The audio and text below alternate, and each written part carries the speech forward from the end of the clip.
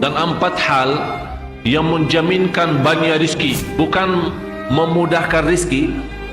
Tolong Bapak Ibu hafal, 4 hal bukan menjaminkan rizki, bukan memudahkan rizki, tidak. 4 hal mendatangkan rizki kemari. Dan 4 hal bukan Allah kasih kemudahan berarti kita berjalan mencari rizki Allah kasih, tidak.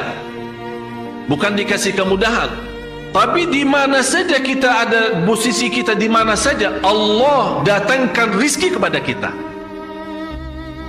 Yang pertama, qiyamul lail, salat malam. Yang kedua, berbanyak istighfar waktu sahur. Kalau anda tidak salat malam, jangan tinggalkan istighfar waktu sahur. Waktu sahur kapan? Kira-kira 30 minit sebelum azan. Disitulah Allah sendiri memuji, Allah bangga dan senang terhadap orang yang sahur. Sampai ulama berkata, tidak ada ibadah yang terbaik di waktu sahur selain istighfar.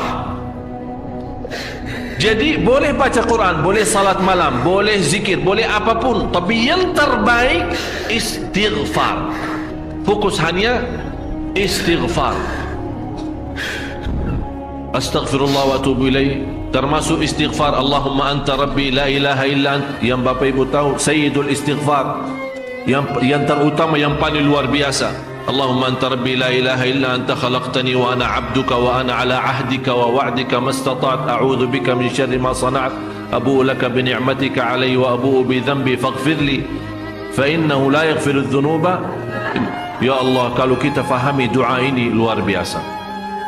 Oleh karena itu kata Rasulullah, barang siapa yang membaca sayyidul istighfar, kemudian di malam hari dengan keyakinan dia meninggal habis baca istighfar, masuk surga.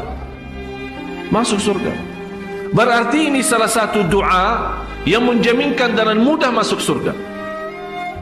Jadi 4 hal yang mendatangkan rizki, bukan kita mencarinya, dia yang datang kemari. Apalagi saat mencari lebih mudah. Qiyamul lail, salat malam.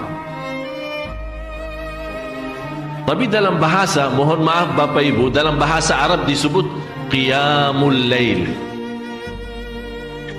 bukan salat. Tapi kalau diterjemahkan dalam bahasa kita salat. Tapi kenapa di situ qiyamul lail? Diberikan qiyamul lail, qiyam artinya berdiri, berarti lama. Saking lama berdiri dikaitkan jadi qiyamul lail. Qumil laila ya ayyuhal muzammil. Apa terus? Qumil lail, berdirilah saat malam. Berdirilah, bukan salatlah malam, tidak, berdirilah malam hari. Itu dahsyatnya di situ berdiri. Qiyamul lail. Yang kedua, berbanyak istighfar.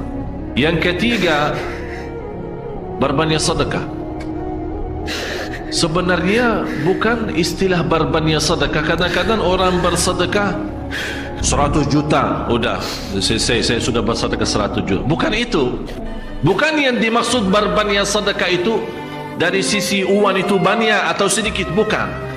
Yang dimaksud rahasia sedekah, ta'ahudus sedekah, istiqamah bersedekah. Istiqamah itu tidak menjadi masalah besar maupun kecil. Itu tidak menjadi masalah, karena bagi Allah tidak ada artinya besar maupun kecil. Kita tidak memberikan kepada Allah karena Allah maha kaya. Tapi rahasia sedekah itu kita terus menerus sedekah, siang pagi malam, siang pagi malam, pagi besok terus, minggu depan, tidak pernah berhenti. Setiap ada kesempatan selalu kita membawa sedekah. Itu namanya ta'ahudus sedekah. Ta'ahud kalau dalam bahasa sebuah janjian, seolah-olah kita ada kontrak kerjasama antara diri dan apa? Dengan sedekah. Itu kata ta'ahud, ahad, berjanjian. Saya berjanji, seolah-olah ada berjanjian antara kita dalam sedekah. Jadi tidak boleh terlepas dari berjanjian, seolah-olah kita menghormati berjanjian. Bagaimana menghormati? Kita terus kerjasama. Kita beri, Allah ganti berkah sedekah. Kita beri lagi, Allah ganti masih terus. Kita beri, masih Allah terus ganti. Itulah dahsyatnya sedekah. Jadi Bapak Ibu, jangan nunggu hari tertentu, bulan tertentu, malam tertentu kita bersedekah. Jangan. Setiap kita merasa ada berita baik, ada berita maupun ada berita buruk yang menyakiti perasaan kita di rumah tangga kita, anak kita, suami kita, istri kita, apapun, langsung segera sedekah. Disitulah rahasianya. Ikatkan seolah-olah kita sudah membuat perjanjian antara diri dan sedekah dalam segala hal, hal senang maupun hal tidak, hal bahagia maupun hal sedih, hal bangga maupun hal lagi menghadapi kesusahan, kesulitan, selalu sehat dan sakit. Terus yang keempat, zikir, berzikir pagi hari dan sore hari. Berzikir pagi hari dan sore hari. Ini 4 hal Bapak Ibu. Berdiri malam hari, itu yang namanya tahajud, banjanya atau lamanya berdiri. Berbanyak istighfar waktu sahur. Yang ketiga, berbanyak sedekah. Sudah Bapak Ibu mengerti, jadi istilah berbanyak sedekah bukan artinya harus banyak dari jumlah hitungannya, tidak. Yang keempat adalah berzikir di pagi hari maupun petang hari. Amman huwa qanitun ana al-laili sajidan wa qa'ima. Sajidan wa qa'ima. Jadi Bapak Ibu, saat kita berdiri lama, walaupun baca satu ayat diulangi berkali-kali, walaupun baca surah pendek tapi diulangi berkali-kali, tidak menjadi masalah. Bapak Ibu hanya hafal qulhu. Qulhu dibaca 3 kali, pahalanya seperti baca Al-Quran 30 juz.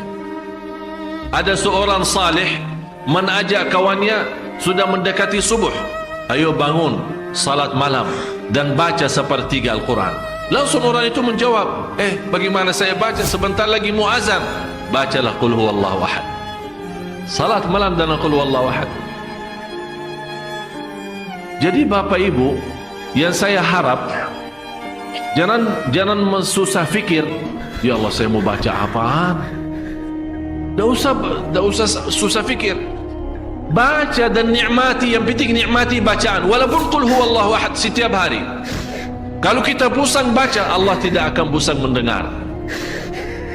Malah Allah paling senang mendengar bisikan bacaan dan bisikan doa kita malam hari. Allah paling senang mendengar bisikan doa munajat kita malam hari. Itu luar biasa.